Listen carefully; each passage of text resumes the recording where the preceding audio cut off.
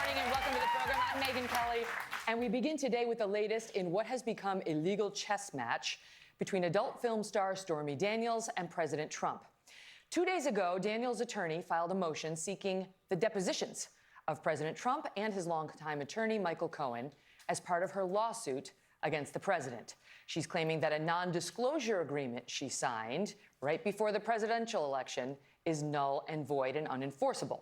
Now, if her motion is granted, the president and Mr. Cohen, the president's lawyer, could be placed under oath and asked about Stormy Daniels' claim that she had a sexual relationship with the president and accusations that someone connected to Mr. Trump threatened her not to speak about it.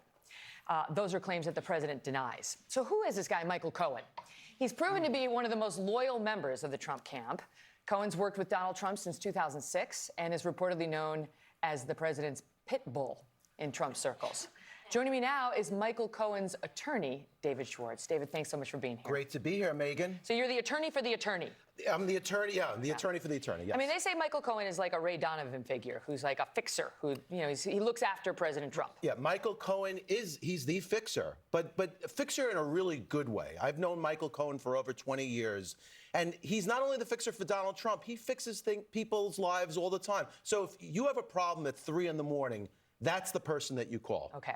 So first, let's start with Avenatti. That's the other lawyer for Stormy. Right.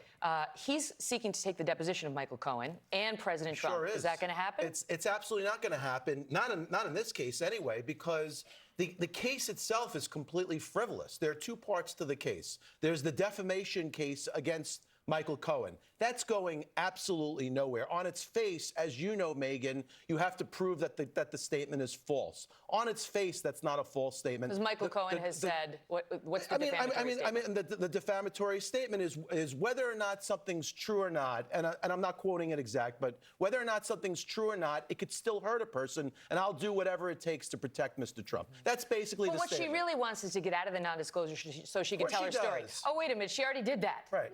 She already told the story, so the whole thing seems kind of moot, except for the fact that you guys are threatening to sue her for millions of dollars because she talked.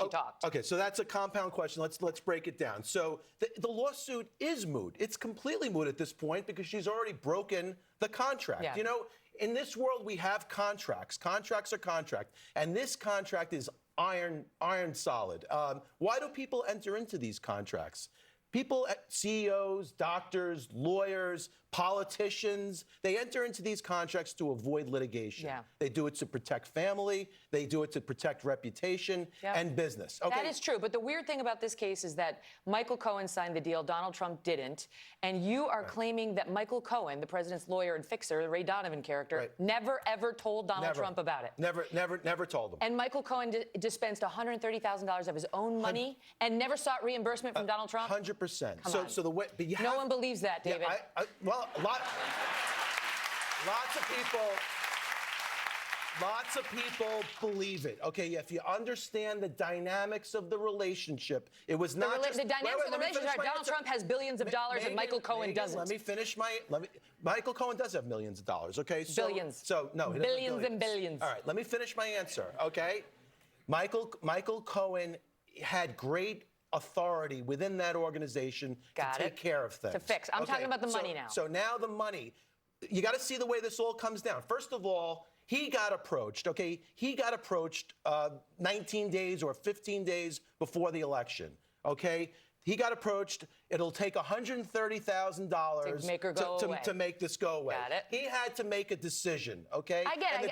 I'm not even challenging on that. I'm challenging on the impossibility that he paid $130,000 for something he didn't do and never sought reimbursement from his client. I get it when you're looking at it in a vacuum, but if you understand the relationship here, it makes complete sense that he's approached.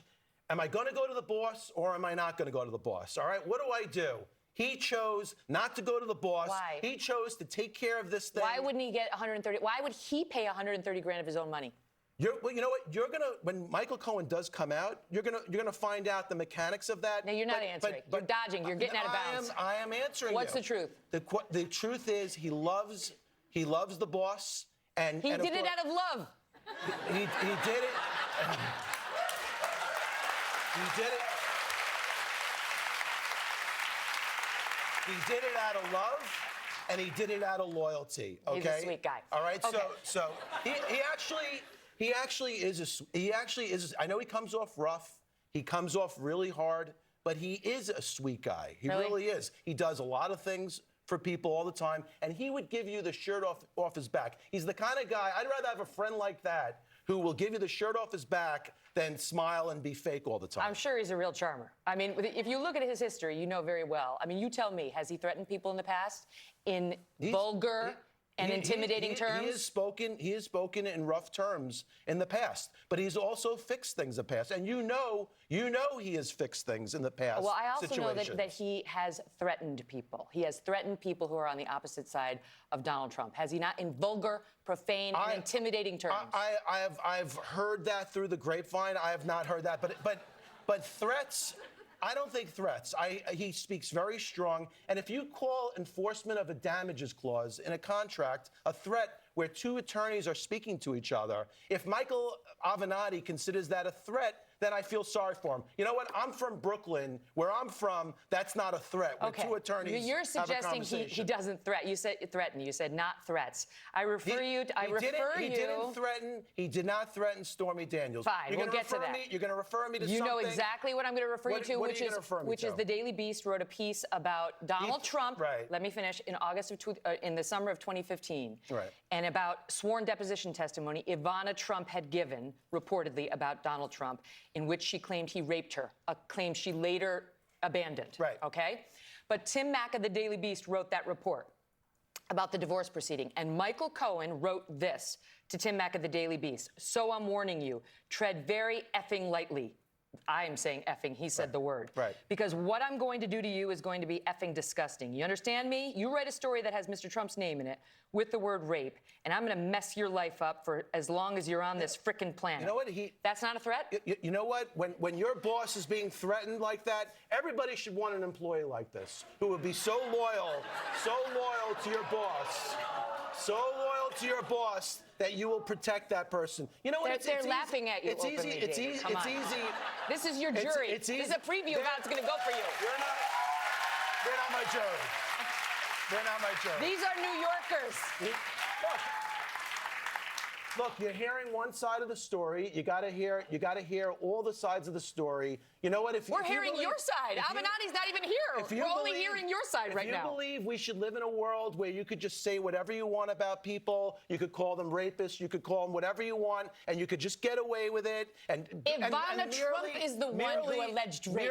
Ivana. I'm not even talking about this. We're talking about the Stormy Daniels case. Well, you said where you can allege rape. That's what happened between Ivana and Donald. Michael Avenatti was insinuating for weeks that Michael Cohen was threatening Stormy Daniels, right? Then we saw the 60 Minutes piece. What did we see? She didn't say that. He insinuated that for weeks. We were on TV together. You're 100% right. She has not tied it to Michael Cohen. Right. So what happened? But the question is whether he was behind it. 12 years ago, she was approached in a parking lot by some strange person who threatened her. And what does she do? And she's with her daughter, right? So what does she do? She doesn't go to the police, right? She goes to her Pilates class. Okay, that's what she does. A lot of women would have done that. You know what? A lot of women would have done that. Well, a lot of people should and would have gone to the police, but that's besides. Fine. So but the fact that she didn't doesn't mean it didn't happen.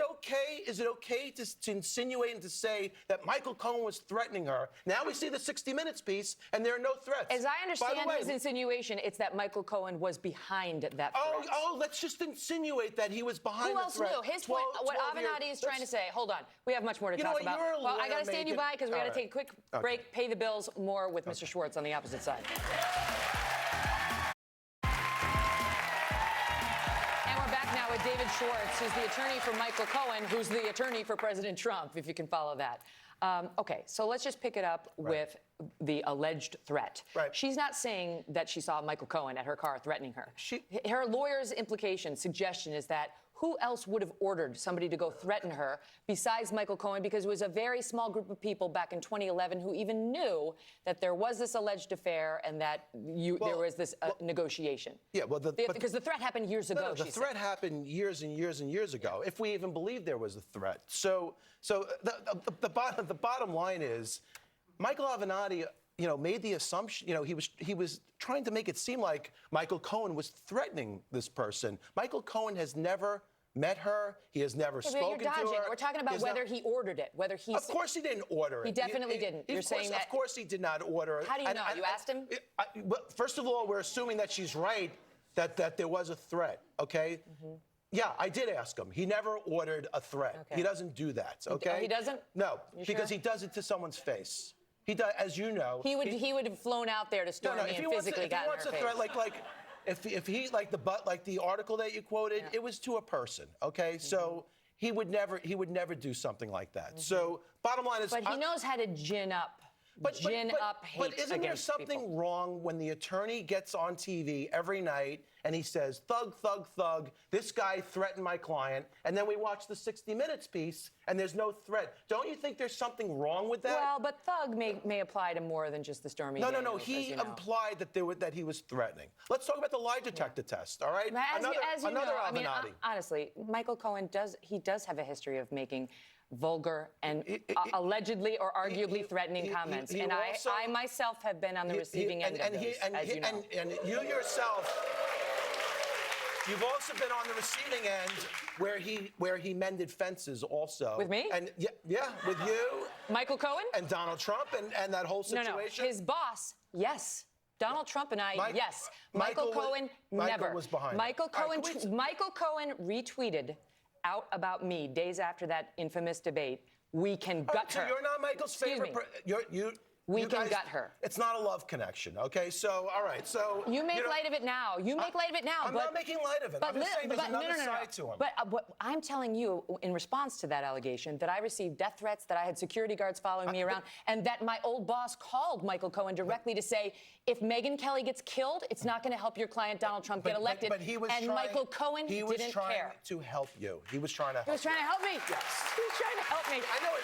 Look, By suggesting I should be gutted. can we talk about the Stormy Daniels Yes, case? that's a safer ground for you. Okay, so now I don't accept everything that you're saying, but because he has another side of the story, maybe one day you guys could talk this out because there are two sides. I would like to every to see the story. sweet side. It's not just Megyn's side of the story. There are other It's sides. not my of the side. Just story. read Twitter. No, okay, so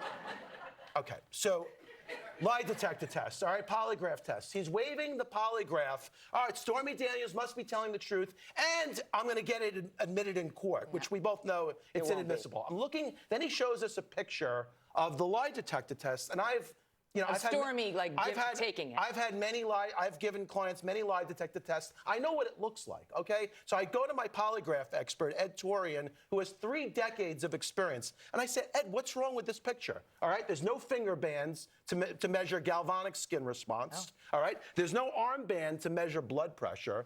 He said the questions are all off, inconsistent questions. And also there's something wrong with the photo and the computer system, which was So you think that's a head fake? I think it's a complete fake. And when I brought it up and I called him out on it, where's the? We haven't heard about Let's the see it. polygraph. It's Okay. all done. Point taken. By the way, was it in the 60 Minutes piece? He was bragging about this lie detector test nonstop. I got Did that. we see it in the 60 Minutes piece? Okay, Did but they get rid of it? Let me ask you this: you're not going to get millions and millions of dollars from Stormy Daniels. You know that. Michael Cohen will not rest. There is a damages clause in that contract. Okay, a contract is a contract is a contract. And if you It's $1 million, breach a contract, you get reimbursed the money that was $1 million owed. per breach. No court is going to enforce that. Okay, but all right. So No if it's not court is 20 going to million, enforce is it 5 million? No, it's going to be I don't- 130,000. I don't think so. Yes, You want it to make is. a bet? You I want to do. make a bet on that? Yeah, Let's I bet, okay? All right? When the judgment, I want you to remember this. So when the judgment is millions of dollars, because this is an ironclad damages clause. But a court will okay? not enforce a You are gonna have penalty. me back If on- your damages What- clause is basically but just a what- penalty to punish her What if are she you gonna- violates what it, are you going to give me it's null and void. when I'm right on this issue? What do you like? What's the bet? What are we? I'm going to have you back, and we're going to okay. have a heart-to-heart about the love that your client feels for Maybe his maybe he'll boss. come on. But wait, let me ask you quickly. Maybe he'll come on. What was the $130,000 for? It's part of a non-disclosure But what was agreement. it for? It was for her to remain confidential. To buy her silence. Okay, you label. That's fine. I'm not judging it. I'm saying that's what it was for. It's legal extortion. That's the way. And unfortunately, it happens every day in America where people buy. What happens is I understand. someone makes an accusation. And then, do you want to go through litigation? Do you want to embarrass your family? Do you want to embarrass your reputation and your business? Or do you want to pay someone $130,000 to just get out of this? You know, by the way, Chris, I've had clients enter into non-disclosure agreements. It happens all the time. It does happen all the time. That is very true. Let me make a point. It's so egregious that Michael Cohen took $130,000 to pay this. But we have elected officials accused of sexual misconduct, right? We don't hear about it, right? And guess who pays the settlements? You pay the settlements. It comes out of your pockets to pay the settlements, and we don't even know about it. So that's not egregious. But Michael Cohen taking money out of his own pocket. Given who your client represents, you're a little bit in a glass house and trying to make that point. I don't think so at all. I gotta leave it at that. You're a stand-up guy for coming on. It's good to see you again. All the best. We'll be right back.